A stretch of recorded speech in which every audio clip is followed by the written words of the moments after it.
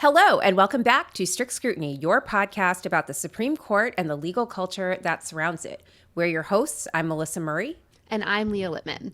As that intro suggests, Kate is out this week, but don't worry, she'll be back. And we thought in the absence of our little optimist, we should try to make sure we had some positivity in this episode, which is why we are delighted to begin this episode with our favorite J.D. Vance and Sam Alito impersonator, Jon Lovett, who's here with some dispatches from his work in Wisconsin campaigning for the upcoming election that will determine control of the Wisconsin Supreme Court.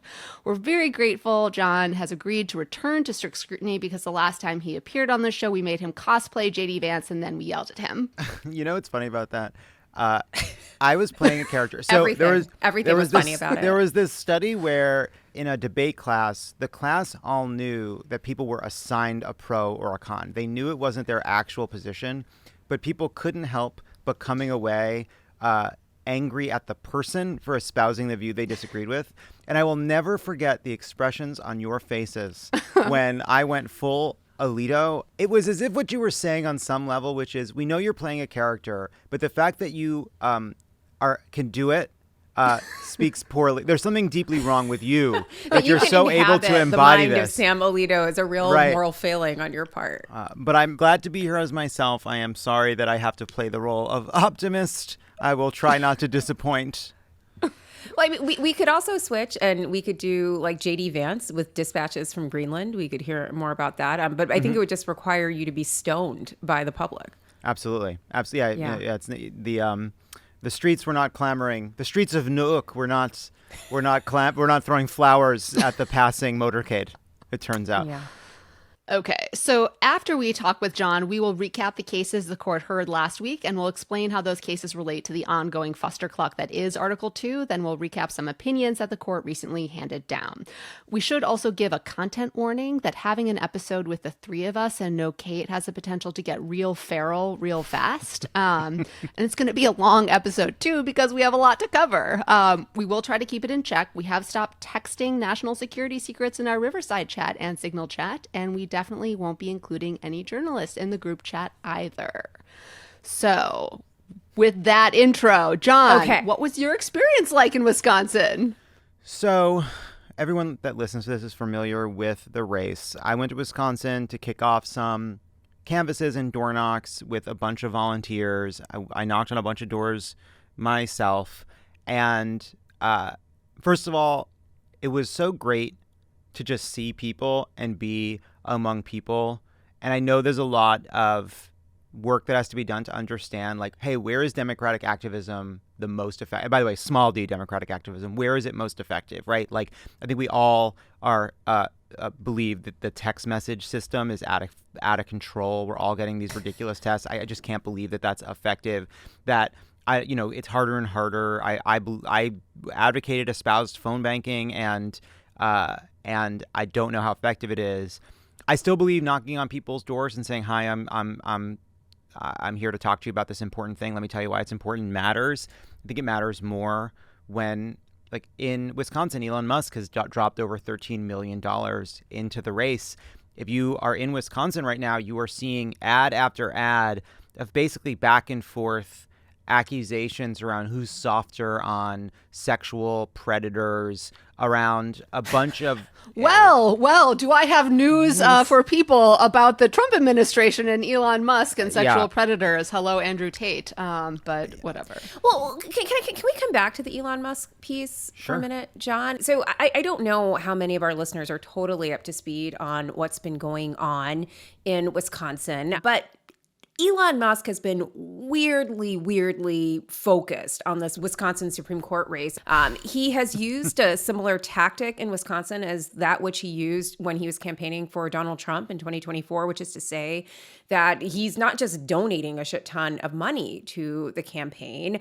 The New York Times reports that his super PAC has offered cash to voters who sign a petition opposing activist judges. And that's significant because it not only likely violates campaign finance laws, it also allows Elon Musk and his PAC to identify Republican-leaning, conservative-leaning voters whom they can later target in their turnout efforts in this race. And Musk has also tweeted, but then he deleted, an offer to hand million-dollar checks to people who attended an event for which a prerequisite was actually voting in the election. So there's all kinds of stuff that he's doing here.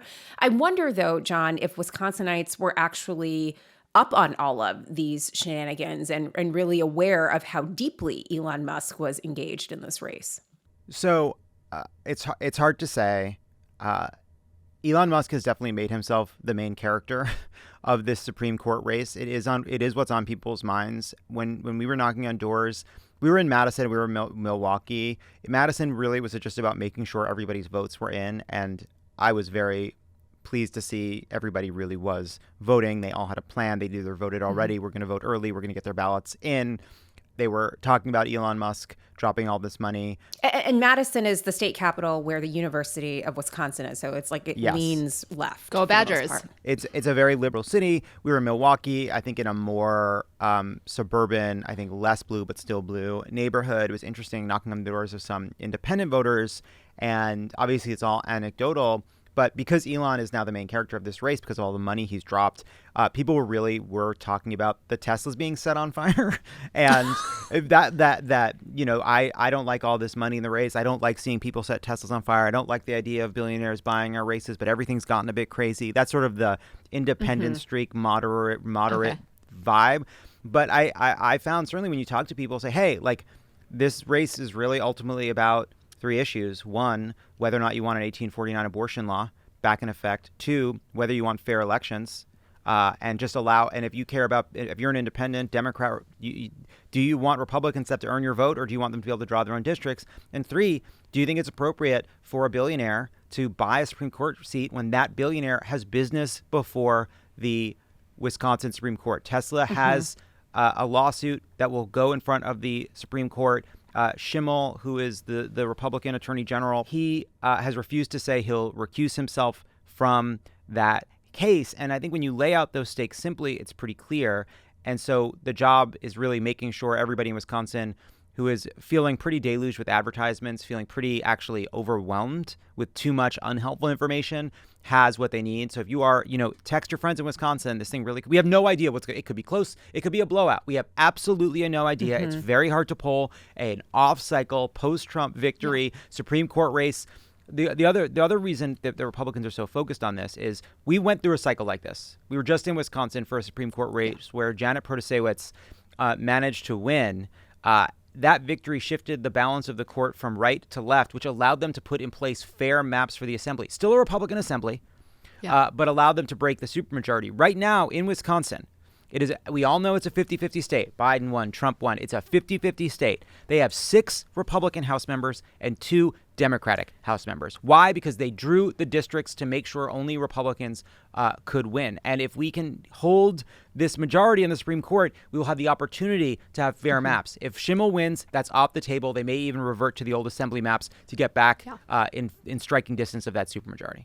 So this race is hugely important because of what it might mean for the redistricting maps in Wisconsin and the abortion issue. But I also want to note for our listeners that this is really important just as a general matter because Elon Musk has been maxing out contributions to Republican candidates who endorse his effort to impeach federal judges who are standing up to the administration. And so one way that you could look at this election, if you're outside of Wisconsin and just sort of generally interested in democracy, is that if they win in Wisconsin, Elon Musk will be emboldened to continue funneling money to these Republicans who don't want to stand up to the administration and who do want to intimidate and frustrate judges. If they lose, though, it will send a signal to those Republican candidates and officials that Elon Musk isn't all powerful. He can't buy everything, and maybe they could stand up too. Yeah, and I think it's even bigger than just on this question of judges. Right now, the Republicans are pushing ahead with a plan to do through reconciliation in the Congress, which means they won't need Democratic votes, to pass a sweeping set of cuts to the safety net, to Medicaid, potentially Social Security, to government spending in order to pay for a tax cut for billionaires and millionaires and the richest corporations. That is deeply unpopular. It just is. It's unpopular in blue districts. It's unpopular among Republicans. Right now, there's a dozen or so Republicans from these swing districts who are watching all of this unfold. And they are cynical people. They are weasels. And they are trying to decide what's scarier to them. Is it scarier to side with Elon Musk, and face the wrath of your constituents in the fall, but know that Elon will spend money to try to protect you? Or is it scarier to buck Elon Musk, accept that you may be primaried, that you won't have his money, but you'll have done the responsible thing that will earn you some confidence from the actual voters? Are they more scared of Elon, or are they more scared of their voters? If we can show that $13 million dumped on the heads of Wisconsin doesn't work, that will send a signal to these people. It really, look, we don't. It's hard, right? We don't know. We are not in charge of what these individual swing district Republicans are going to do. But man, if we can show them that this money doesn't work, it will go a long way to scaring them potentially in a way that could stop them from making these sweeping cuts. So like the stakes couldn't be higher. So John, what are some things people can do to help out in the final legs of the race? So a couple things. I do think this is probably at this point the most important thing.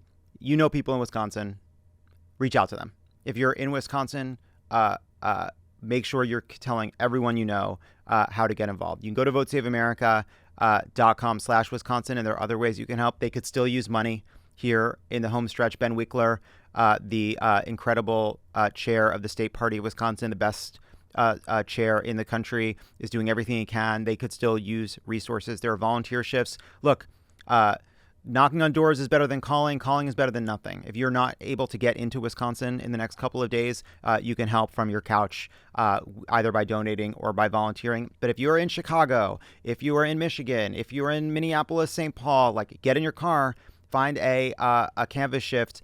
First of all, it's helpful. It is helpful. It makes a difference. But also, we're watching all of this horror unfold. And I think a lot of us who pay close attention feel like, what's it going to take to wake everybody up? Like, where is everybody? Where is the cavalry? Like, when are people going to stand up and start showing up? And I do think part of the problem is, like, the answer is just not going to be in our phones. We all have to model it, and that means just we all have to start meeting people face to face, getting out there and talking to people. Like that, like, solidarity is not just about politics, it is about community. And we've become so atomized.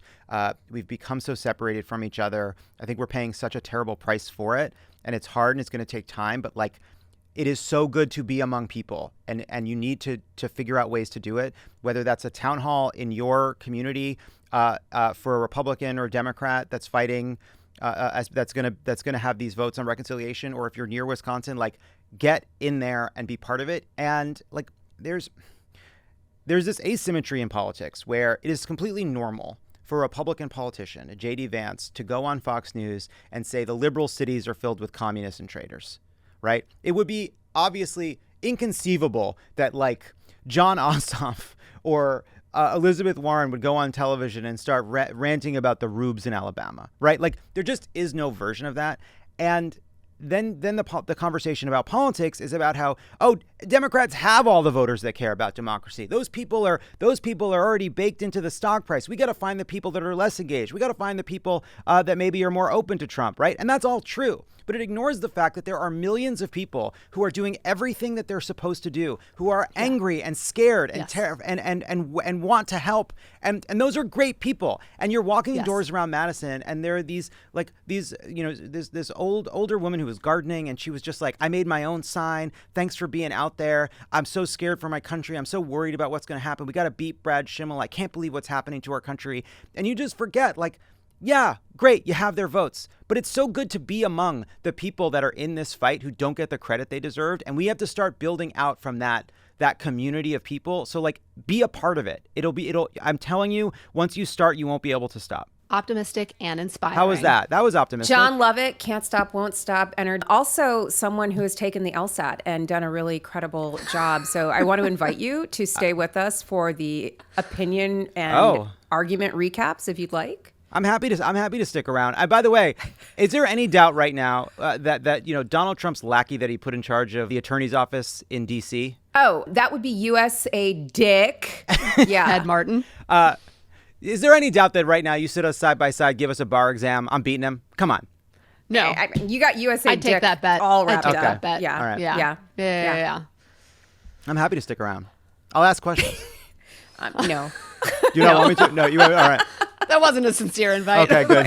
All right, It was just like one of those things where you do it to be polite, but you don't expect anyone No, to get take rid you of me. up I'm on it. happy to. Oh, sorry. I thought you want. I'm great. Nothing make me happier than to not do that. Oh, okay. Okay, thanks. Okay. I'm sorry. It's a fake invite, but if I joke about it, I'm a piece of shit. Exactly. Now we're back to the Now energy we at rubbed the you up top to of the say something show. where we can yell at you. It's great. Yeah, It's just like that's old great. times. All right. Thanks, guys. All right. Thank you, John. Strict Scrutiny is brought to you by Smalls. Everyone knows I don't have a cat, but I do have a friend who has a cat, and she loves her cat. And she tells me all the funny things that her cat did. And, sometimes I do find them funny, not as funny as the things my adorable dog does, but pretty funny nonetheless. And one of the things that she's impressed me over and over and over again is that cats are delicate creatures. They shouldn't eat processed food for every meal. And that's why she loves Smalls, and it's become her go-to cat food. And I have to say, if I had a cat, I'd be feeding them Smalls too. Because I love animals as a general matter. They're great companions, they don't ask for much, and if they're a little bit picky about the kind of food they're like, so be it. I've got a picky dog too, and if they had Smalls for dogs, I'd feed him that. Smalls has made a huge impact on the lives of pets like my friends, making her cat have a fantastic life.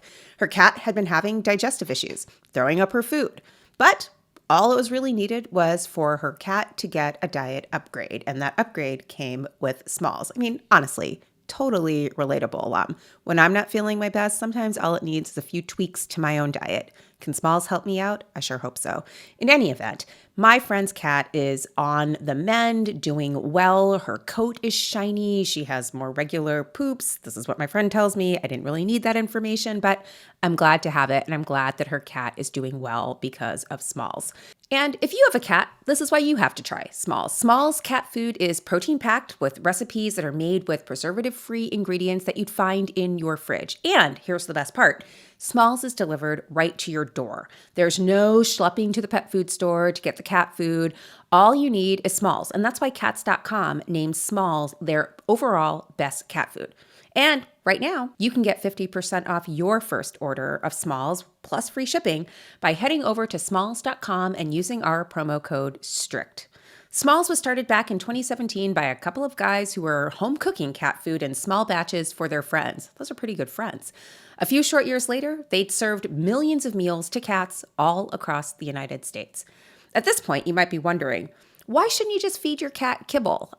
Believe it or not, your cute little kitty descended from ferocious desert cats who hunted live prey for food, and your cat isn't really that different. They still need fresh, protein-packed meals in order to be their best. And other cat food brands know this, which is why they choose to put their wallets first.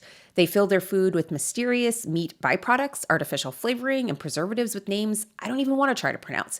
If it sounds gross, it should. Imagine having to eat that every single day. You don't want that for your cat. 88% of cat owners reported overall health improvements. That's a huge deal. And the team at Smalls is so confident that your cat will love their products that they are going to let you try them risk-free. That means if you don't love it and if your cat won't eat it, they will refund you your money. What could be better? So what are you waiting for? Give your cat the food that they deserve. Head over to smalls.com and use promo code STRICT at checkout for 50% off your first order plus free shipping. That's the best offer you'll find, but you have to use my code STRICT for 50% off your first order. One last time. That's promo code STRICT for 50% off your first order of Smalls plus free shipping. Your cat will thank you. Strict Scrutiny is brought to you by Mosh. I'm getting older and I've come to peace with it. But now that I am at peace with this, I really want to be more intentional about the way that I live and eat and take care of my body. The old adage, you are what you eat, really rings true for all of us in the modern day. I'm always looking for an on-the-go protein snack that satisfies me, and now I found one that helps me live intentionally as well. That's Mosh Bars. Mosh, which you may have heard about on Shark Tank, was founded by Maria Shriver and her son, Patrick Schwarzenegger. You may have seen him in a Max.com series recently. And they had a simple mission. They wanted to create a conversation about brain health through food, education, and research. As many of you may know, Maria's father, Sergeant Shriver, suffered from Alzheimer's, and since then, she and her son Patrick have dedicated themselves to finding ways to help other families who are dealing with this debilitating disease. Mosh joined forces with the world's top scientists and functional nutritionists to go beyond your average protein bar. It has 8 delicious flavors, including a plant-based one in peanut butter and chocolate, and each Mosh bar is made with ingredients that support brain health like ashwagandha, lion's mane, collagen, and omega-3s. And now, Mosh bars come with a new look and a new formulation, featuring a game-changing, brain-boosting ingredient you won't find in any other bar.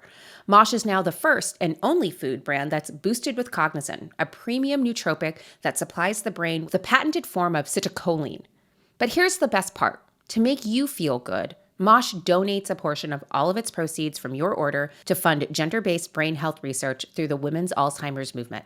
Why is this gender-based? Well, 2/3 of all Alzheimer patients are women, and Mosh is working closely to close the gap between women and men's health research. And I really appreciate that because my own mother suffered from Alzheimer's before she passed in 2023. So I can totally relate to this mission, and I love the idea of making my diet more brain healthy. I also love the Mosh bar flavors. They're actually delicious. My favorite one is the lemon flavored bar. I love throwing it in my bag as I run off to work. I love that I can just whip it out on the subway and have a quick snack, and that I'm doing something that's good for my body and good for my brain. The taste and flavor are fantastic. They don't taste chalky like a lot of other bars. They actually taste really good. And again, they're so easy to work into your daily routine because they're easy. You just pop them into your bag and there you are. You have a quick snack when you need one. And if you want to find ways where you can help yourself and give back to others, fueling your body and your brain, then Mosh bars are the perfect choice for you. Head over to moshlife.com/strict to save 20% off plus free shipping on the Bestsellers Trial Pack. That's 20% off plus free shipping on the Bestsellers Trial Pack at moshlife.com/strict. Thank you, Mosh, for sponsoring this episode. Okay, that was great to hear from Lovett with that dispatch from Wisconsin. But now let's go to 1 First Street and talk about some of these oral arguments that the court heard last week. All right, first up, Louisiana versus Kelly. So this is a case in which the court heard a challenge to the Voting Rights Act. And basically the whole question here is whether it is unconstitutional racial discrimination for states to try to remedy a violation of the Voting Rights Act. The TLDR of this case is that Louisiana was found to have violated the Voting Rights Act. It drew only 1 of 6 districts in which Black voters could elect the candidates of their choice, districts that did not comply with traditional districting criteria such as compactness, but did manage to ensure that Black voters had less political power. If this sounds eerily familiar, it should. In 2023, the court decided Allen versus Milligan, basically the same facts as this case, only in Alabama. Alabama's legislative district map also contained only a single Black majority legislative district when it was possible to draw 2. The Supreme Court paused the lower court decision invalidating those Alabama maps on the shadow docket, which allowed the state to use the illegal maps in the 2022 midterms. But then on the merits docket in June 2023, the court ultimately concluded that Alabama's congressional maps violated the Voting Rights Act and said that the state must draw an additional district with a Black majority. Using similar logic as the Supreme Court did in Allen, a court held that Louisiana's map violated the Voting Rights Act. Even the Fifth Circuit was on board. They didn't undo the lower court decision, and the Supreme Court did not review the matter. Okay, so just to be really clear about the procedural posture of all of this, this is a case out of Louisiana, and it is called Robinson. That's important. Hold on to that name. In Robinson, several judges concluded that Louisiana violated the Voting Rights Act by doing almost exactly what Alabama did that was ruled impermissible in Allen versus Milligan, which is to say that Louisiana drew a congressional districting map with only a single Black majority district when the population and the composition of the state would have allowed it to draw 2. Courts said this was an impermissible violation of the Voting Rights Act. So after that decision in Robinson, Louisiana went back to the drawing board and the legislature redrew the maps and created a new Black majority district, bringing the total of Black majority districts up to 2. Now, this is the important part. The new maps, although they did provide 2 Black majority districts, also did some other things. 2 birds, 1 stone. Louisiana's legislature decided to also protect the seats of some Republican members of Louisiana's congressional delegation, including Speaker of the House Mike Johnson. So helping Black voters, but also helping themselves, which sounds exactly right. Yeah, and it's those maps that the 3-judge district court struck down. And because, inevitably, stare decisis is for suckers and constitutional rights are for cucks, it seems that some number of Republican justices are very interested in relitigating Allen versus Milligan. And there's just no doubt that relitigating Robinson, the underlying Louisiana case about whether Louisiana had initially violated the Voting Rights Act, would relitigate Allen. The state acknowledged in earlier papers that the cases present the same question. So I would just like to note how convenient it is that the justices decided to probe this ostensibly settled question right now. Why now pursue this race-neutral vision of the Voting Rights Act when they could have used Allen versus Milligan? Maybe because June 2023, when Allen was before the court, that was part of the lead up to the 2024 election cycle. Or maybe it was because June 2023 was the 10th anniversary of the Supreme Court's decision gutting another part of the Voting Rights Act, the preclearance regime in Shelby County versus Holder. Or maybe it was because June 2023 was just a year after the court really said fuck precedent and your mama too in Dobbs. All right. So with no election looming and no pesky anniversaries with which to contend, the Republican justices decided that, yes, maybe this is exactly the right moment to be relitigating Allen versus Milligan. And here's how they went about it in this argument. In previous Voting Rights Act cases, the court has held that a state can engage in race-based districting when it has a strong basis in evidence for concluding that doing so is necessary in order to comply with the Voting Rights Act. And here, multiple judges concluded that Louisiana's original maps violated the VRA because they only produced a single Black majority district when there could have been 2. So, in redrawing the maps, Louisiana actually had a very good reason to believe that in order to be compliant with the VRA, it actually had to take race into account because it actually had to draw a second Black district. But alas, that kind of very straightforward, very logical logic didn't seem to stop our favorite justices from doing the absolute most in this oral argument.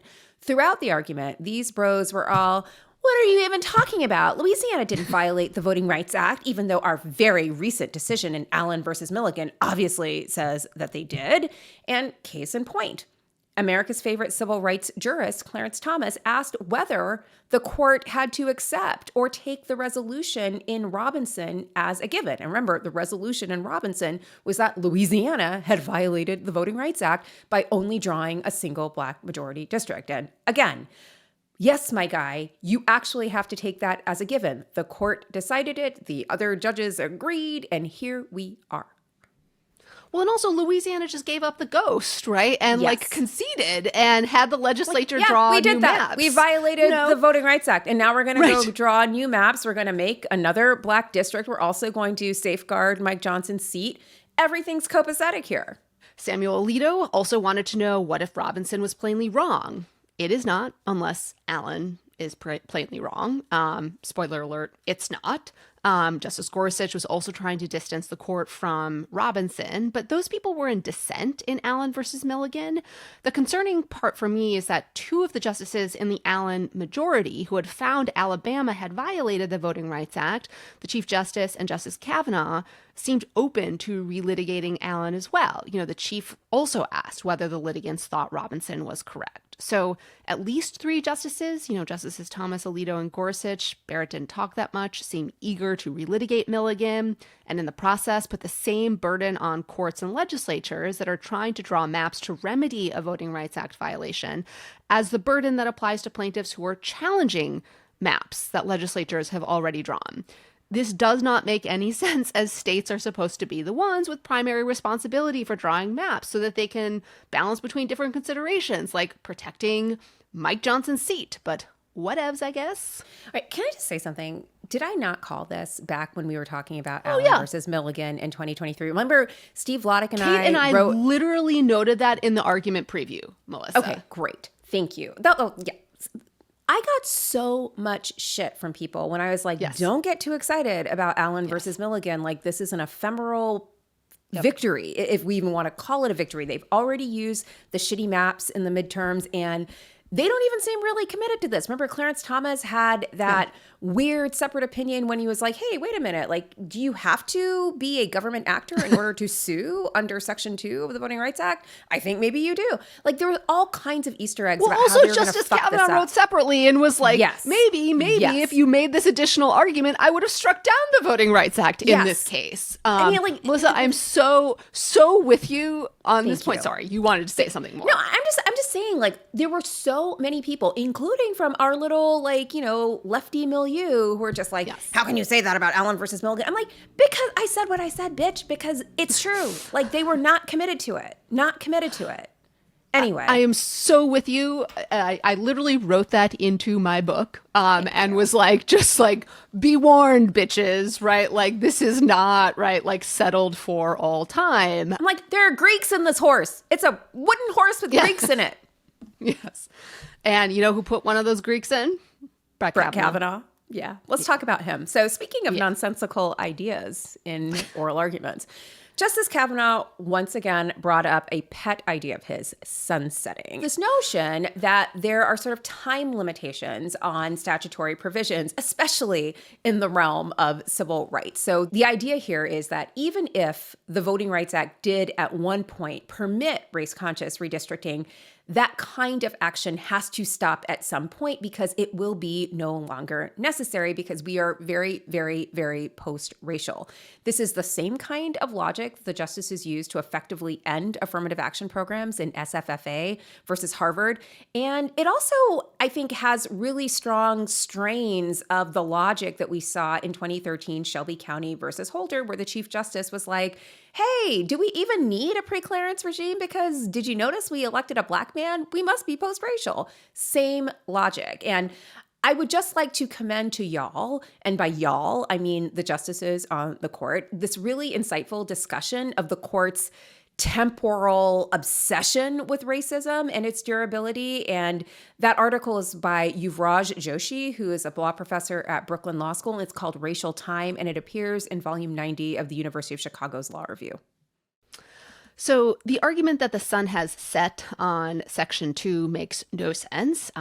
First, Section 2 is recent, right? Most recently amended 1982. Also, it is tied to facts on the ground, such as the extent of racial polarization in voting at the time, as well as the extent of racial segregation in the area at that moment. You know, it's not tied to old facts like Section 5 of the Voting Rights Act was. It's got a built-in timeline, you dolt. That's not you, Melissa. That's Coach K. But again, like, we should all be scared, as it seems like even if the court doesn't pull the trigger on that issue here, they may have other opportunities to do so. In exchange with Coach Kavanaugh brought out that, the ultimate unconstitutionality issue could well be before the court this fall. So point of privilege. I realize I mentioned my book. I did not give the title. I am incredibly nervous about the upcoming book. So I'm just going to mention it again. Okay. The podcast is in your ear holes and not in a Substack. So click the link in the show notes and you can get the pre-order. It is called Lawless: How the Supreme Court Runs on Conservative Grievance, Fringe Theories, and Bad Vibes, and it's out in May. I've already pre-ordered many copies of it. If you're That's someone because who, you're the best. Well, I mean, and if you're someone to whom my love language of giving gifts extends, that's the gift I'm giving. I hope you enjoy. You will. Hi, it's me. I'm the present. It's me. My book. So Okay, back to bad things. Back to bad things. I think it's really important here so our listeners understand that these things are not occurring in isolation. I think we should link up Calais and what the court appears likely to do in Calais, which is to say that it is constitutionally suspect for state legislatures to try and ensure that Black voters are represented in politics. We should link that ethos up with some of what the Trump administration is doing with its recent actions, because again, all of this nonsense is inextricably intertwined. And so one of the administration's most recent executive orders is actually related to elections.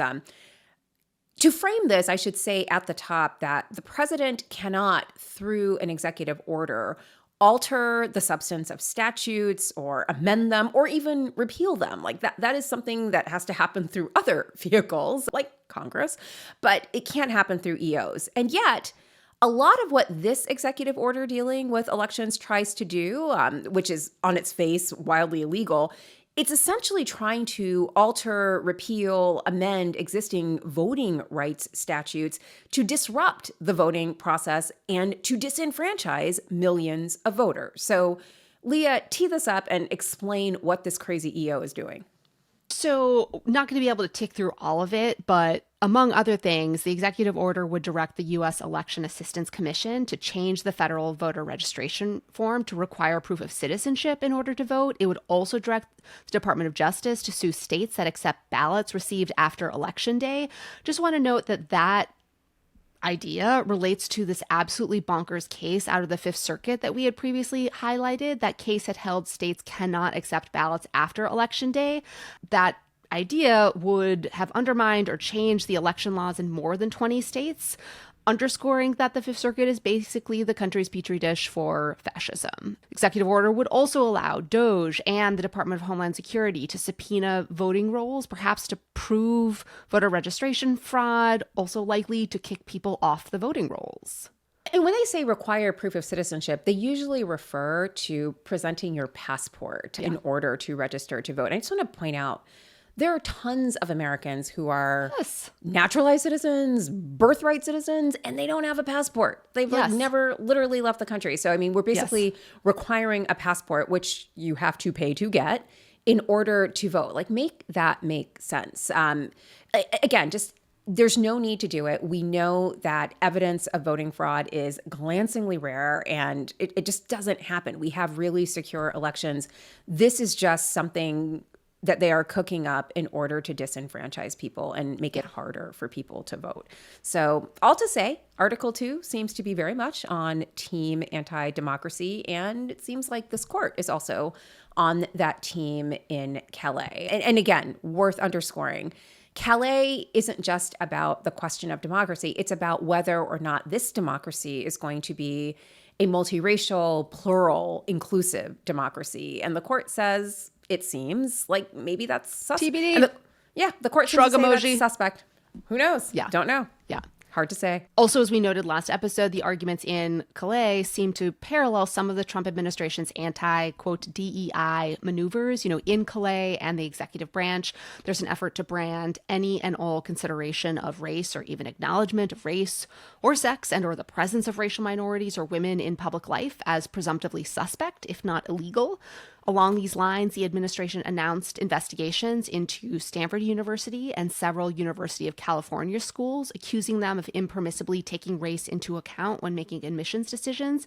I thought this was an odd selection of schools, given that California law has long prohibited public institutions from taking race into account since 1996, well before the SFFA decision did, but whatever. The administration also issued an executive order this week telling the vice president, as a board member of the Smithsonian, to, quote, prohibit expenditure on exhibits or programs that degrade shared American values, divide Americans based on race, or promote programs or ideologies inconsistent with federal law and policy, or that recognize men as women in any respect.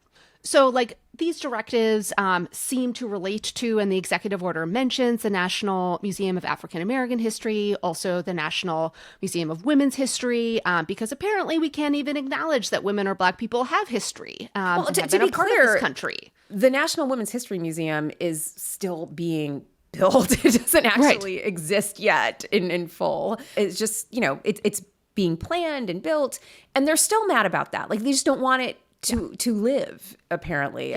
The whole thing is insane. Yeah. The EO is kind of a censure of the Smithsonian, saying we will restore the Smithsonian institutions to its rightful place, which is all kinds of awesome, since by law, the chair of the Smithsonian Board of Regents is some guy named Chief Justice Roberts. Yeah. I guess awkward. His boss is J.D. Vance now. Weird. Right. Yeah. Very He's awkward. going to love that.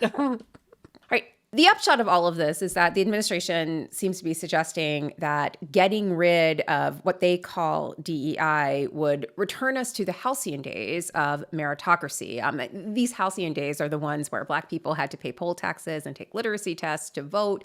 I should also remind people that these halcyon days include the period that predates affirmative action. So basically the 1950s or so, where if you were competing on merit for a job or admission to a school, you actually only had to compete against a third of the population because the other 2/3 were categorically excluded from the competition. But her merits, whatever. Okay, whatever. Speaking of meritocracy and making America great again, what were the Trump administration's very meritocratic national security goblins up to last week? Well, honey, it was a bad week for meritocracy because the meritorious, obviously qualified members of the Trump administration were on a meritocratic chat group that was encrypted end to end, but not a secured classified information facility, and disclosed in it their plans to bomb Yemen. And they did this while also including in the chat a journalist from The Atlantic. All of this unsecured and on Signal, as one who is meritocratic does. If you have not read the Atlantic piece on this, you need to do so ASAP. The title is, quote, "The Trump administration accidentally texted me its war plans," end quote. And it's by Jeffrey Goldberg. The short of it is Goldberg received a connection request over Signal from a user that he identified as Michael Waltz, the national security advisor. Question, why is Jeffrey Goldberg of The Atlantic in Michael Waltz's phone? Have they talked before? He seems to have a lot of journalists on his phone. Yeah. Interesting. Anyway, there's a key passage. I'll quote from it. At 11:44 a.m., an account labeled Pete Hegseth posted in Signal a team update, and it contained operational details of forthcoming strikes on Yemen, including information about targets, weapons the United States would be deploying, and attack sequencing. End quote. Earlier in the text chain, they had made sure to declare, quote, "We are currently clean on OPSEC."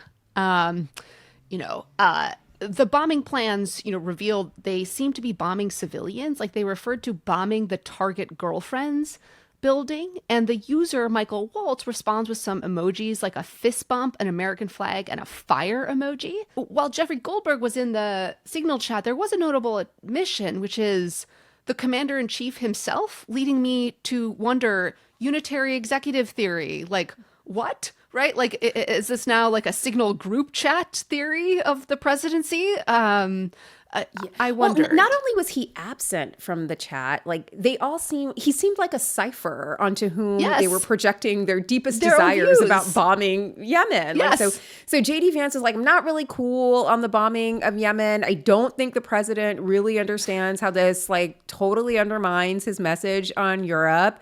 That's going to go over big at their next one-on-one. Right. And then, you had, like, they were all trying to figure out, like, what had POTUS said about the bombing of Yemen. And it was, like, all over the place. And then Stephen Miller came in, and apparently he was the voice of POTUS. Or allegedly Stephen Miller came in, and he was the voice of POTUS. It was just, like, an utter shit show to which you could only, like, where is the president? Like, is he golfing? What is he doing? Yeah. And it's not just that Michael Waltz was adding an Atlantic journalist to the Signal chat as an indication that he doesn't know how to use Signal properly. Waltz had also set his disappearing messages on Signal to 4 weeks. 4 weeks, right? Like, this is just with the basic attack Signal sequence. hygiene. Yeah, right, yeah, exactly. Come on. I mean, again, only the best people. Just going to say, I think I've seen better cabinets at IKEA. IKEA has great cabinets. They do. This isn't one of them. In more colors than this cabinet. This is not a Malm or a Hems. No. Anyway, since these guys did such a bang-up job with state secrets and war plans, the administration decided it was time to release yet another executive order, this one entitled Stopping Waste, Fraud, and Abuse by Eliminating Information Silos. And this EO seems designed to allow more people and more entities in the federal government to take a look at your tax returns. And again, just to be clear, this would seem to violate the law, but laws are for suckers. And as a bonus, I think we know that with all of this sensitive data to which all of these federal government employees now have access under this EO, we can be assured that our very important private data will be kept secure, and certainly out of any group chats with Atlantic journalists. For sure. Because disclosing bombing plans is so utterly indefensible, we wanted to share with you the administration's attempt at a defense, which is White House Press Secretary Caroline Leavitt tweeted, quote, "The Atlantic has conceded these were not war plans." This was a reference to the fact that the second Atlantic story, which disclosed the actual bombing plans after the administration first tried to deny that they had in fact disclosed the plans at all, had attack plans in the story title, not war plans in the title. Checkmate, libs! No, forget checkmate. No. That's a law school argument. Like, girl, you are a textualist. That is textualism right there. She is her own little textual healer. Good for her. Indeed. Indeed. Owned, boomed, lawyered. Yeah. Wired also reported that this administration doesn't seem to be super great on all of the public information that they're disclosing. Apparently, Mike Waltz and Susie Wiles, the White House chief of staff, had their Venmo friends list set to public. They later made them private shortly after Wired asked the White House about it. But according to Wired, quote, "Experts say it's a counterintelligence nightmare," end quote. And the reason why it's so bad to have your friends list set to public is because it links you to politicians, doctors, tailors, lobbyists, and other people who you're sending money to. And basically, they can cobble together all of your networks. And anyway, bad idea. But because all of these good things tend to come in threes, Der Spiegel also reports that they were able to find, quote, mobile phone numbers, email addresses, and even some passwords belonging to top officials in the Trump administration, including Mike Waltz and Pete Hegseth. What could go wrong?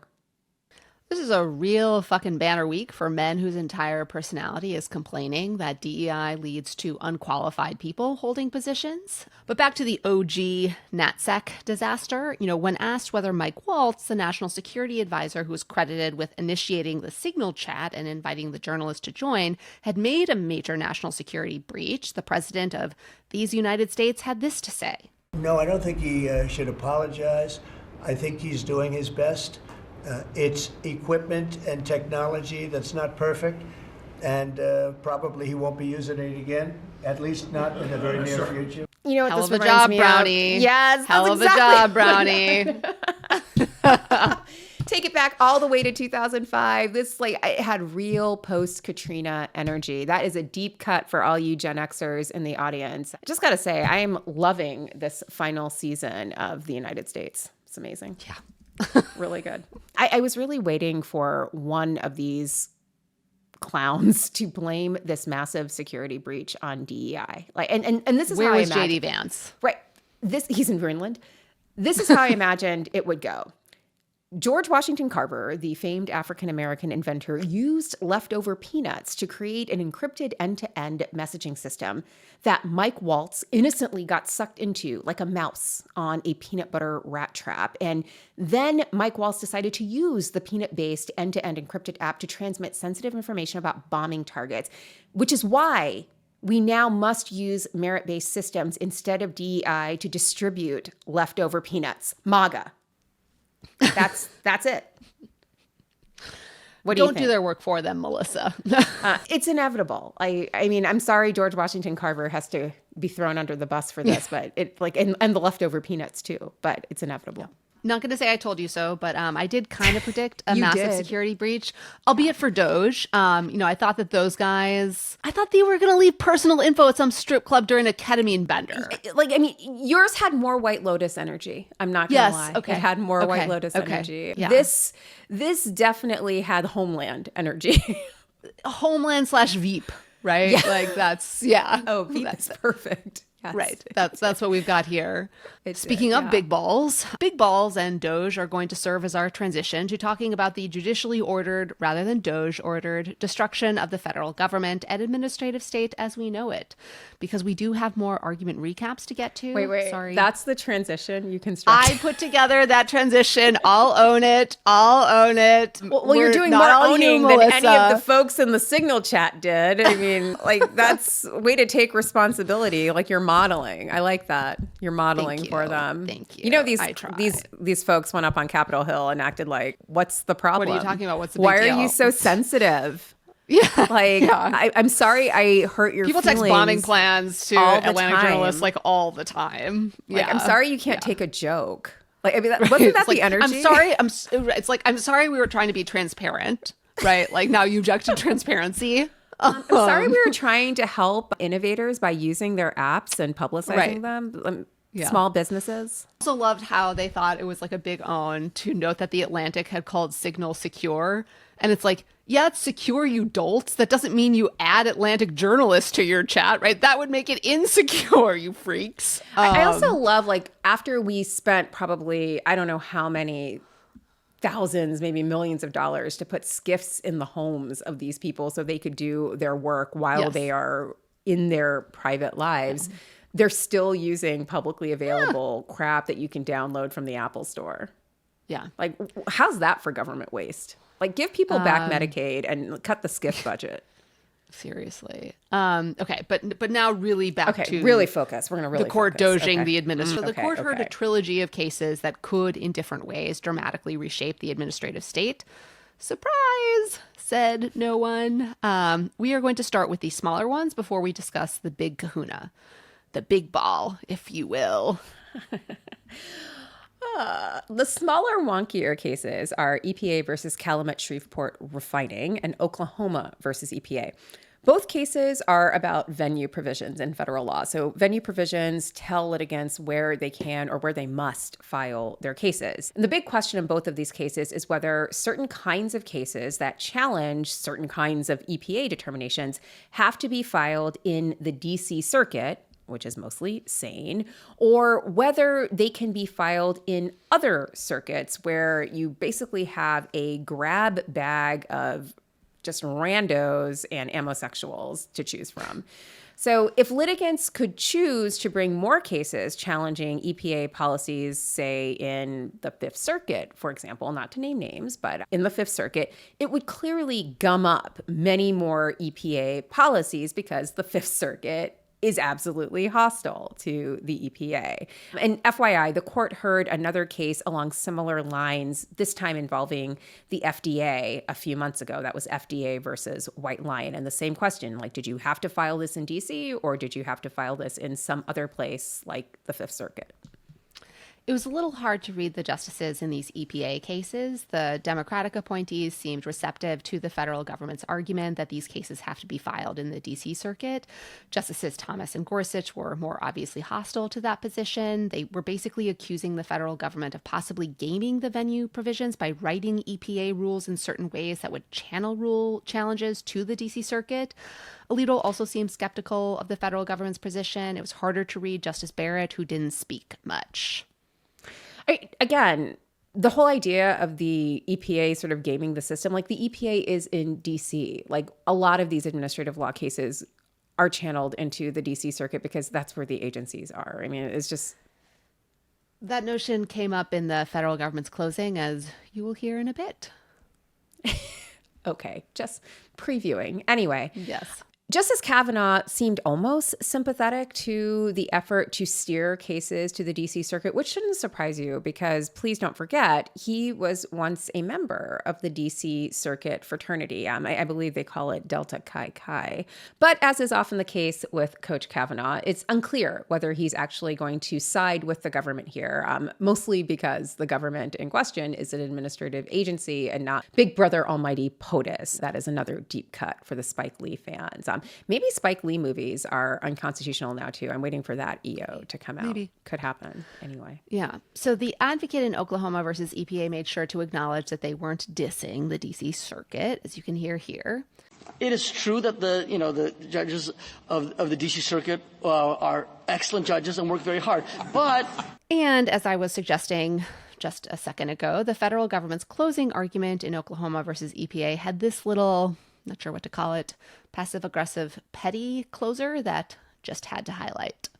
I guess the last thing I wanted to say is I'm always bemused in these papers by references to the D.C. Circuit as a hometown court for EPA, because if location in D.C. meant that the D.C. Circuit is a hometown court, then this court would be a hometown court for EPA, and I've never had that perception. Thank you, Mr. Chief Justice. Zing! Again, the subtext in these cases, the through line maybe, is the possibility that you would actually have to litigate your cases in the Fifth Circuit, like basically whether litigants can choose where they want to file their cases, because the Fifth Circuit's just really going to be bad for the EPA, and I think everyone recognizes that. Although it is worth noting that the Fifth Circuit has some imitators. There are some appellate judges who seem very, very interested in transforming their own circuits into black holes where progressive policies can go to die. So, for example, Ninth Circuit Judge Lawrence Van Dyke, who is a Trump appointee, put together a video dissent in a case called Duncan versus Bonta, which is a Second Amendment challenge. So in this nearly 20-minute video dissent, Judge Van Dyke assembled various firearms in an effort to refute the majority's conclusion that a magazine containing more than 10 rounds of ammunition is an accessory and not a firearm for purposes of the Second Amendment. And I just have to say, oh my gosh, I've never seen anything like this. A 20-minute video dissent. And the production values were A+. They spliced in video from the oral argument. It was well done. And if you have not checked it out, I would encourage you to do so. The stills alone are insane. I'm not sure what to say other than, shooter's going to fucking shoot, of course.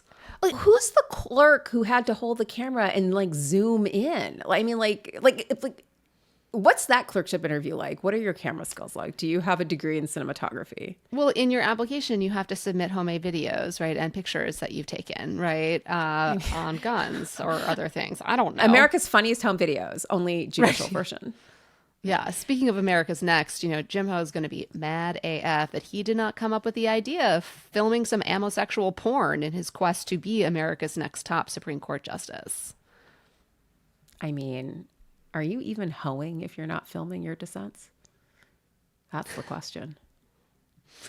As Tim Gunn basically said, Jim Ho, but make it Ninth Circuit. The Fifth Circuit, however, was not going to let the Ninth Circuit pull ahead. Judge Andrew Oldham, a possible Supreme Court nominee in the Trump administration, just fucking wilded out in an opinion criticizing Biden's decision to commute a man's death sentence.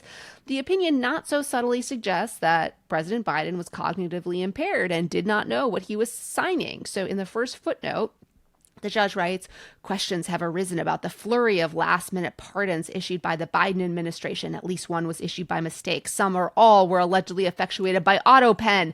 And then it includes, as a citation / quotation, Speaker Johnson stating that President Biden, quote, genuinely did not know what he had signed, end quote, in at least one instance. The pick me, choose me energy could not be harder. Also, it wasn't a pardon, it was a commutation. So Also that. It's not just the Supreme Court and DOJ that is all down with ending the administrative state. It's also the lower courts as well. So while we were recording, we just got news that the U.S. Court of Appeals for the D.C. Circuit on a 2-1 vote allowed Trump to fire the members of a multi-member independent board, including, Gwen Wilcox of the National Labor Relations Board and Kathy Harris of the Merit Systems Protection Board. Recall that the idea that the president cannot fire, right, the heads of multi-member independent agencies, that is the basis for the Supreme Court's decision in Humphrey's Executor, the case that allowed for the constitutionality of independent agencies. And it seems like that issue could now be teed up for the Supreme Court. And in any case, these decisions allow Trump to fire the officials and are going to allow considerable damage to the agencies, even if, right, in some unlikely event, the court decides to uphold Humphrey's executor and sustain the constitutionality of independent agencies. The decision was 2-1. Two judges in the majority were Judge Justin Walker, appointed by Donald Trump, and Judge Karen Henderson, another Republican appointee. The judge in dissent was Judge Patty Millett. Strict Scrutiny is brought to you by Paired.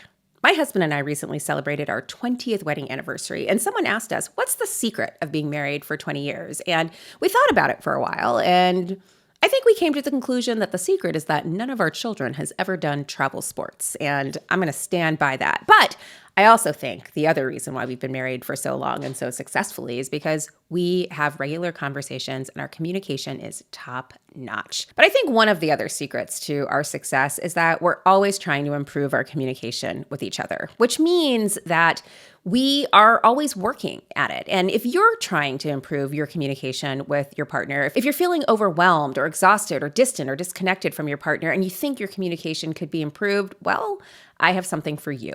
It's called Paired. It's an app for couples who want to strengthen their relationships. Paired was founded on the simple belief that real, lasting love is not just something that comes about, it's a daily practice. All of Paired's content is backed by experts and relationship therapists, and it's proven to work. Here's how it works. You and your partner download the app, you pair together, and every day, Paired gives you personalized questions, quizzes, and games to stay connected, deepen your conversations, and have some fun too. The best part is that you can't see your partner's answers until you answer yourself. So it's a safe space to have an open and honest discussion about your relationship. There's no faking it, no pretending, just genuine connection. There are real key benefits to using Paired daily with your partner. One, it gives you an opportunity to make time to connect with your partner every day. In the hustle and bustle of daily life, that can be so hard, but Paired gives you an opportunity to sit down and actually make a connection with the most important person in your life. And while you're doing it, you're learning how to communicate better. You're opening up more. Maybe you're even arguing less. You get to discuss difficult topics that can also be hard to broach in everyday life. Things like your financial situation, whether it's time to start a family, things you didn't know how to even bring up to your partner in the first place. And you'll learn new things about each other. Now, this is probably more relevant for newer couples than old hands like me who are 20 years in this game, but still, it's always great to find out things that you didn't know about this person who's such a major part of your life. And you can find new ways to spice up your routine as a couple. Paired gives you a library of couples games, quizzes, and they're just a fun, light way to connect with your partner. What could be better than that? One of the things they ask you in the Paired app is how you express love for your partner. And I thought about that. And it was really good for me to reflect on it because I realized one of the ways that I show love for my partner, and indeed anyone I think is important in my life, is to purchase gifts or things that I think that they will really like. So that's my love language, but it's not everyone's love language. And that was something I think was important for me to understand, that when I'm giving gifts, I can't always expect that people are going to express their love in the same way. And that is a good self-aware sign of things. So Paired is not just great for couples, it can also be good for you by yourself. Anyway, whether you're just a few dates in or you've been together for the long haul, you can find the time to connect with your partner and nourish your relationship with just a few moments every day. So start strengthening your relationship in an easy, fun way. Again, only 5 minutes a day to improve your relationship and your time with your partner. Head over to paired.com/strict to get a 7-day free trial and 25% off if you sign up for a subscription. Just head to paired.com/strict to sign up today. Speaking of sunsetting the administrative state, now the possible very big blow to the administrative state that the Supreme Court heard, which is FCC versus Consumers Research. In this case, the court is being asked to revive some version of what is called the non-delegation doctrine. The non-delegation doctrine is the notion that Congress cannot, outside of some narrow exceptions, delegate some of its authority to agencies to make rules governing what businesses and people do. Now, all of this is very interesting because agency regulation, to paraphrase Justice Elena Kagan, is basically how much of government works today. And this is why the non-delegation doctrine hasn't really been a thing since the 1930s. Yeah. So, that is what they are coming for, i.e. most of government. This would be a huge, huge, huge deal. And not surprisingly, Justice Elena Kagan, former administrative law professor and dean at Harvard Law School, was having none of it. She told the advocate who was arguing that the law was unconstitutional that he was advancing, quote, a not credible reading of this statute, end quote. And because, as I said up top, we are looking for positivity and bright spots, I wanted to play a clip of Justice Kagan filleting said advocate. You're saying that we should interpret this statute to say that that word sufficient is not imposing a requirement, meaning sufficient what is required to do these services, but not more than that? Yes, because that's what the FCC itself has said for 30 years. Okay, I'll add that to my list of things that I think would be an unreasonable statutory interpretation. Sufficiency means, like when I call the pizza operator and say, I want you to send me pizza sufficient for 10 people, and then an 18-wheeler shows up. That is not an accurate understanding of what I asked for. This is like ASMR to me. Justice Alito also seemed to want to throw his hands up at the consequences of the court saying that all delegations to administrative agencies are now potentially suspect. So let's hear a clip. Another concern is the effect on other statutes. And I sort of throw up my hands at dealing with this. This has come up before. This sort of argument made by the Solicitor General has come up before. It was made in the CFPB case last term. I don't blame the government at all for making it, but the argument is made that if you decide a case in a particular way, it is going to result in imperiling, dooming a whole list of statutes. And maybe that's true, maybe that's not true. He's like, what's the big deal? Maybe we're going to blow up government, maybe we won't, maybe we shouldn't even try to figure out if we are. It reminded me so much of his discussion of the reliance interests in Dobbs, where he's like, some people say this is going to destroy women's lives, but who's to say, right? Can't possibly, think about that. It would require thinking of women, and I definitely can't do that. On the particular question about whether the statute in FCC versus Consumers Research is unconstitutional, I think there is a pretty good possibility that the court might uphold this statute as a permissible delegation.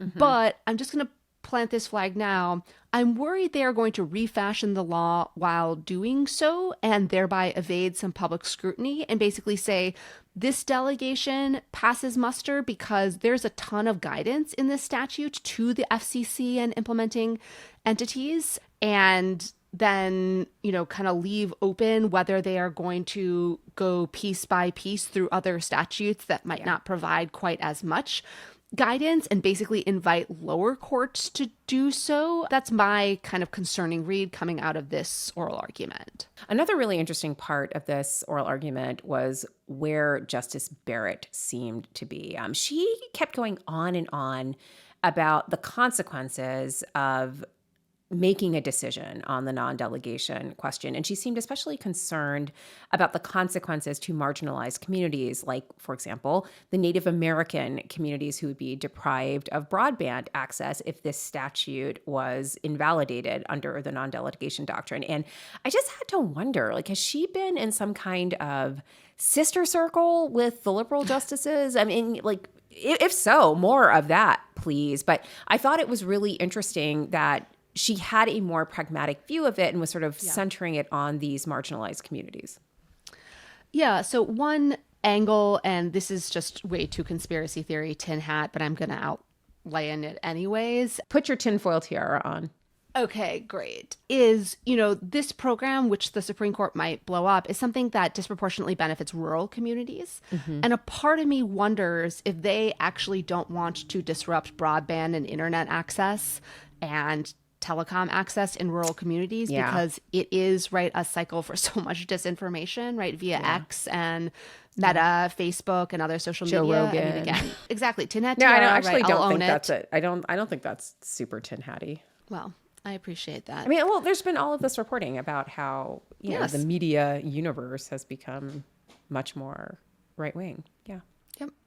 Okay, so we noted last time that the Supreme Court's quest to demolish the administrative state parallels in many respects Doge and big balls and the Trump administration's efforts to demolish the administrative state and federal government, but there is at least one part of the federal government that the Trump administration is very enthusiastic about, and that's immigration and exclusion and expulsion and rendition and deportation and snatching people off the streets. Since we last recorded, there seem to be not one, not two, but 6 additional cases of the administration whisking people away. Occasionally on the ground, that Secretary of State Marco Rubio has determined that the individual's presence in the United States has an adverse effect on U.S. foreign policy. That was the logic of the administration's detention of legal permanent resident Mahmoud Khalil.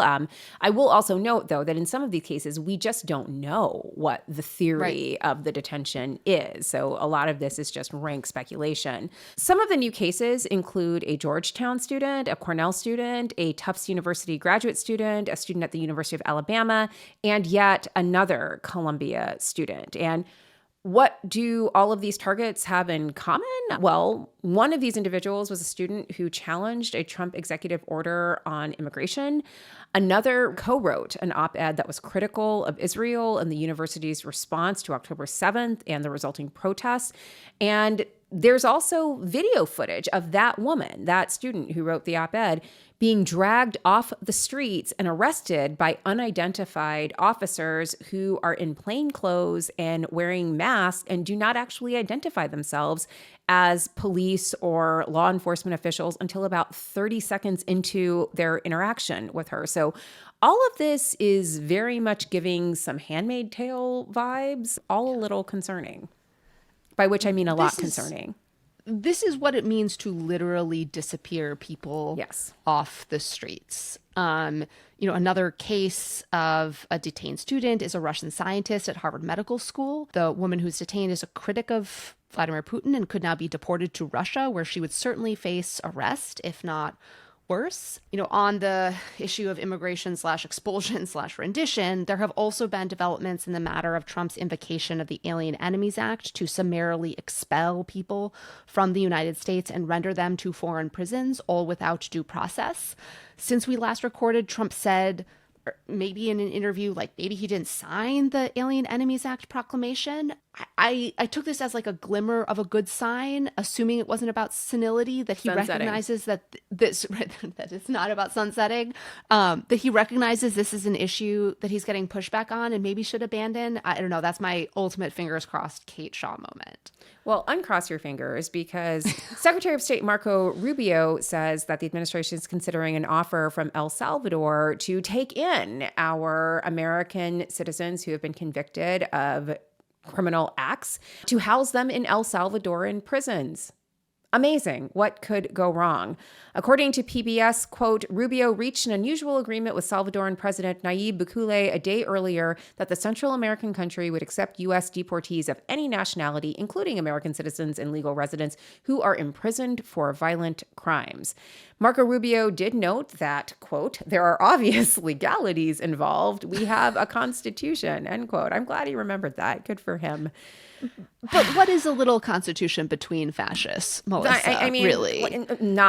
Very little, given this, as Rubio put it, very generous offer.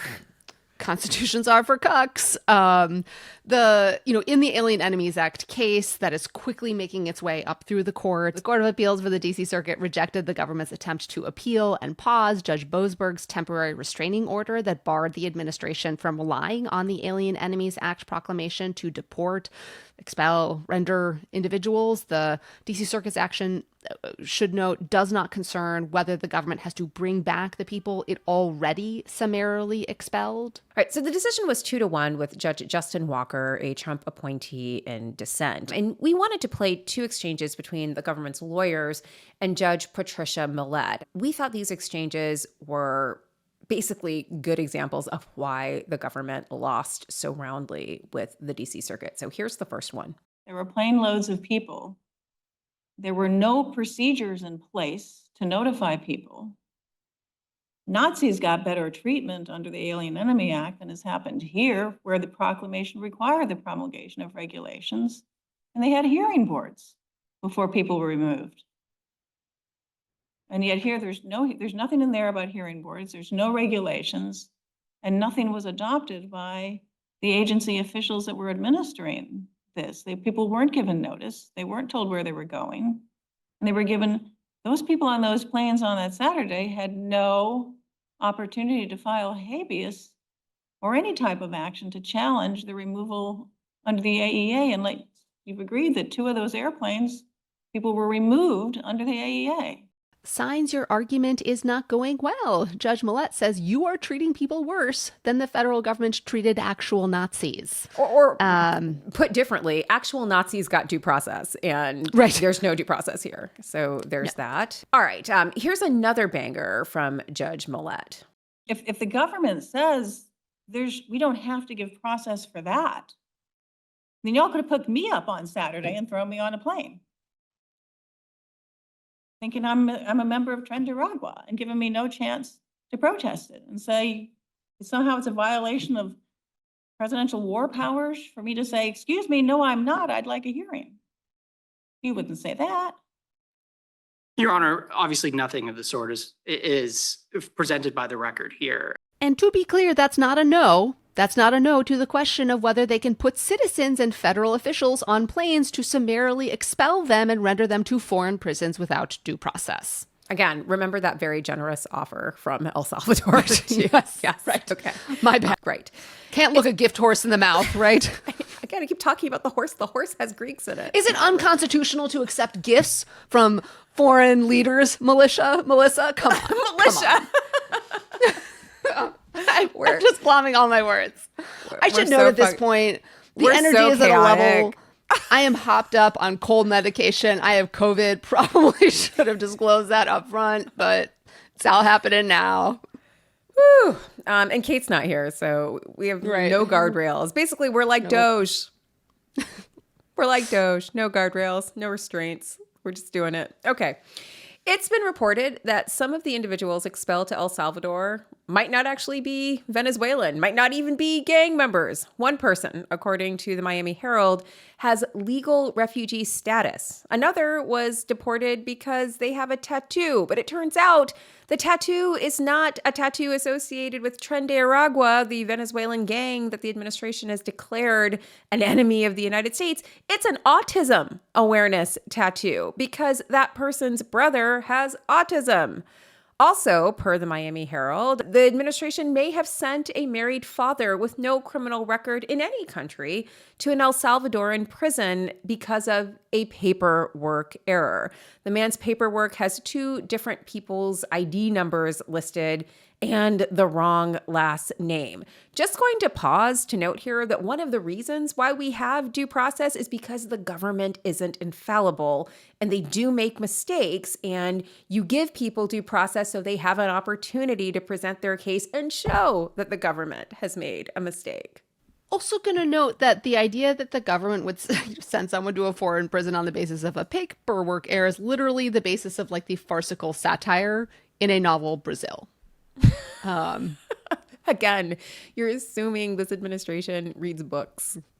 Yeah, good point. The government has now asked the Supreme Court for relief from the order restraining them from relying on the Alien Enemies Act to summarily expel individuals from the United States to El Salvador. Now, that doesn't directly tee up the government's possible non-compliance of the order. This is the whole question of whether Judge Boasberg told them to turn the planes around and they were like, make me. Obviously, though, it does perhaps color the judge's assessment of this case and maybe even the justice's assessment of this case. In the portion of the Alien Enemies Act case that's still now at the district court, the government officially invoked the state's secrets privilege in order to avoid answering questions about whether or not they had been non-compliant when Judge Boasberg issued that order to turn the planes around. So again, really not the right person to be making the state secret argument to, since Judge Boasberg for many years served on the FISA court. The FISA court deals with state secrets all the time, but keep playing, I guess. Play stupid games, win stupid prizes. And would also just like to note the timing here that, for the record, the federal government invoked the state secrets privilege in the same week that we learned that bombing plans and military campaigns aren't so secret. In fact, they can be conducted via messaging apps that any person can download from the App Store, and that include, right, journalists. So a case was filed challenging the administration's use of Signal on the ground that their use of that app was intended to avoid their compliance with the Presidential Records Act, which would require agencies to keep records of their decision-making policies and procedures. Instead of allowing them to disappear after 4 weeks. Right, after 4 weeks, right. Or sooner if you know how to fucking use Signal. Guess who that Signalgate case was assigned to? I'm going to guess, is it Judge Boasberg who keeps all these? It is, girl. In the Signalgate suit, Judge Boasberg issued a quote-unquote compromise order enjoining the Trump administration defendants to preserve all Signal communications between March 11th and March 15th. And Judge Boasberg apparently has a great sense of humor because he knows who he's dealing with. And he said very clearly, don't worry, it'll be in writing. Remember, his last ruling wasn't in writing. And they were like, do we have to listen about turning around the planes? I don't think so. Put it in writing. So he is. Yeah. Okay. Finally, some additional legal culture on the legal profession. A lot of it isn't good. Some of it is, though. So we are going to try to end on some notes of optimism. So the president, this is part of the bad part, I'll warn you. The president signed an executive order that seems aimed at the legal profession generally. The order rants about how the immigration bar and powerful big law pro bono practices participate in the immigration system and actually assist their clients. And so the order directs the attorney general to seek sanctions against attorneys and firms who engage in frivolous, unreasonable, and vexatious litigation. Just like to note, the call is coming from inside the House, sir. Have you heard what your own DOJ lawyers are saying? Also, the defamation claims. Right. Yes. Not great either. And so this executive order, which focuses on representation in immigration matters, kind of undermines external checks on what the administration is doing in immigration. And at the same time, they have fired everyone in the Office of Civil Rights at the Department of Homeland Security, thereby disabling internal checks as well. No checks. And that checks out. So more news on law firms. So in the wake of Paul Weiss's settlement with the administration, there has been a lot of discussion about why big law could not act collectively. The New York Times reported that at least part of the failure is because some other firms targeted the law firm during their precarious situation. So according to the New York Times, the firm's competitors were allegedly trying to recruit Paul Weiss lawyers and their clients. And the Times named Kirkland and Ellis, Sullivan and Cromwell, and Wachtell Lipton, which, if true, is obviously extremely disappointing. The New York Times also reported that Skadden has been in talks with the administration to come to some sort of deal. And just before we recorded, it came out from the White House pool that Trump announced a deal with the Skadden law firm, in which the firm agreed to provide $100 million in pro bono work that the administration approves of. Okay, so that's the still bad. We're going to transition to more bad before we get to a little good. None of this means that the president has stopped targeting law firms. The most recent victims of EOs targeting their operations have been Jenner & Block and Wilmer Hale. The latest EO directed at Jenner subjects it to the same sanctions, requiring contractors to disclose whether they do business with Jenner, barring Jenner's lawyers from federal buildings, rescinding security clearances, and things of that nature. The Wilmer Hale EO does much of the same thing. And we should say, the executive orders are similar, and that both of them on their face make clear that they are motivated by retaliatory animus and all kinds of unconstitutional motives. So the Jenner executive order, for example, singles out the fact that one of the partners at the law firm is Andrew Weissman, a member of Robert Mueller's investigative team. Andrew is also Melissa's colleague and co-author. The executive order bizarrely faults Weissman for devastating tens of thousands of American families who worked for the now defunct Arthur Andersen LLP, which Arthur Andersen enabled massive fraud and contributed to the Enron crisis. Weissman was one of the federal prosecutors who worked on the case in the early 2000s. And then Wilmer Hale, I should note my former law firm where I worked for 2 years, was also targeted. Robert Mueller returned to be a partner there. Then they also singled out the law firm for a press release that the firm released celebrating, right, hiring Mueller and some other individuals as if they wanted it to be more apparent that they were punishing entities for First Amendment speech. But as I suggested up top, right, this is going to transition to like slightly happier news, which is Wilmer and Jenner have opted to fight back. Both have already filed lawsuits. Wilmer is represented by Paul Clement and Jenner by Cooley LLP. And cases filed in the district court for the District of Columbia, and hopefully there will be an expeditious resolution on them. All right. Okay. The Supreme Court has decided to show us their work. So let's turn to some opinion recaps.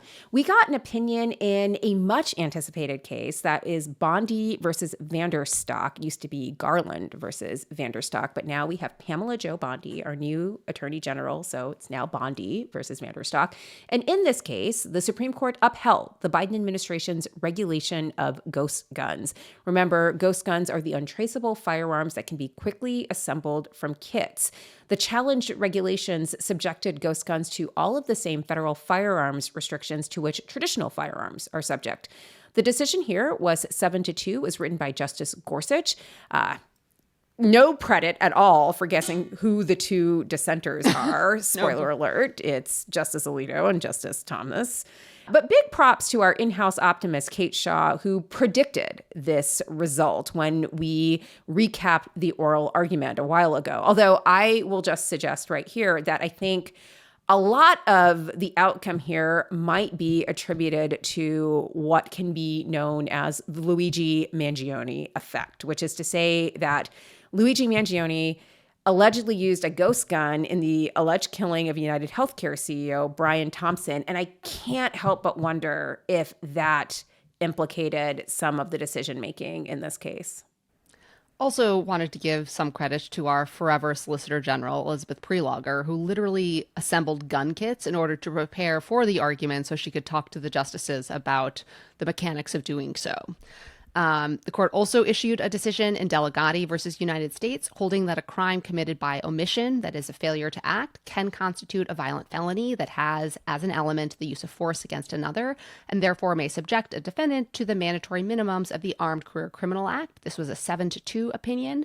Justice Gorsuch, joined by Justice Jackson, dissented. In Thompson versus United States, the court held that the prohibition on knowingly making false statements does not criminalize misleading statements. This is the case, you'll recall, where a mortgagee referred to a $200,000 loan in discussing his remaining obligations. He had taken out a $200,000 loan, but other loans as well. The opinion here is by the Chief Justice, and it was unanimous, although Justice Alito wrote a separate concurrence urging an expansive interpretation of the term false, because of course he did. Justice Jackson wrote a concurrence here saying that the jury had been properly instructed in this case, and that, I think, means that she believes that the defendant's conviction is very likely to stand here. In United States versus Miller, the court held that the Bankruptcy Code's waiver of sovereign immunity in Section 106 applies only to claims under Section 544 of the Bankruptcy Code, not to state law claims nested within Section 544 claims. All right. We wanted to do a couple court culture notes. We couldn't really figure out how to incorporate these into the case recaps or the argument recaps, but we just wanted to keep you abreast of some of these developments. So the first thing we wanted to do was take a moment to hate read this flaming garbage from the Wall Street Journal's editorial board, which drafted an op-ed that basically told the president to simmer down on this whole attacking the courts thing. Why should the president simmer down, you ask? Well, the Wall Street Journal wrote, quote, "The White House strategy of bashing judges and jamming the Supreme Court could backfire in spectacular fashion." And then the piece goes on to note that Justices Thomas and Alito might decide whether to retire soon. And then it says, quote, "Neither one is likely to resign if he lacks confidence in Mr. Trump's judgment about who might be his successor. They have too much respect for the law and the court to resign if they think Mr. Trump will nominate a results first, law second legal hack," end quote. And they say comedy is dead. I mean, that's a tight five if I ever Comedy heard is no one. longer dead. Comedy is no longer dead. Yeah. All right.